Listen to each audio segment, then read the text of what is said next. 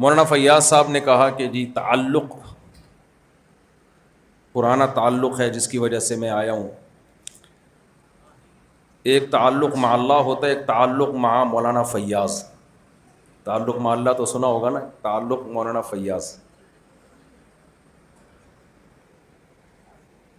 رمضان کی 27ویں رات ہے آج. آپ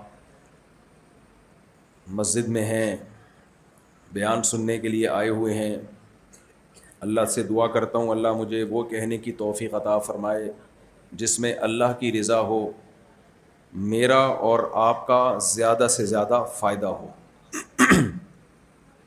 ہر انسان کی کوشش ہوتی ہے کہ وہ بزنس کرے جس میں انویسٹمنٹ کم ہو، محنت کم ہو، آؤٹ پٹ اس کا بہت زیادہ ہو. کچھ کاروبار ایسے ہیں ان میں محنت بہت زیادہ ہے، پیسہ بہت زیادہ ہے، لیکن ارننگ کم ہے.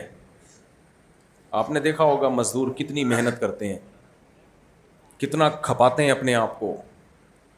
ملتا کیا ہے بیچاروں کو؟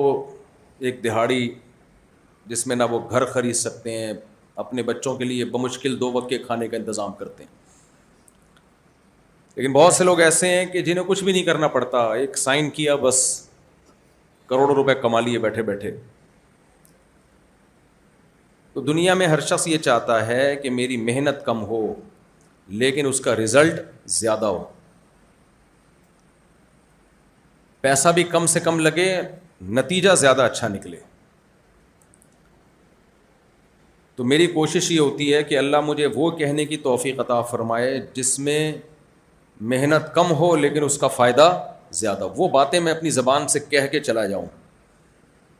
کرنے کے لیے تو بہت کچھ ہے، بولنے کے لیے بہت ساری باتیں ہیں جو آپ کے سامنے رکھ سکتا ہوں.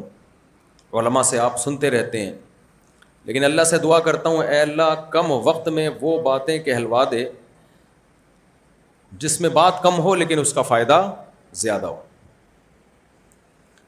وہ کون سی باتیں ہیں؟